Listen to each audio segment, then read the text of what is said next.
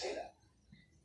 The krypton you're clinging onto is gone. Just like managed to quarantine this invasive intelligence, then prepare to terminate it. I'm tired of this debate. Silence if you won't change anything.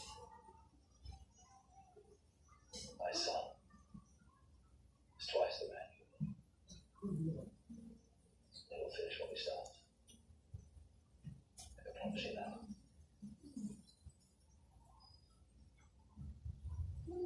Tell me, you have Jor-El's memories, his conscience.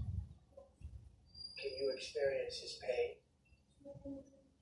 I will harvest the codex from your son's corpse, and I will rebuild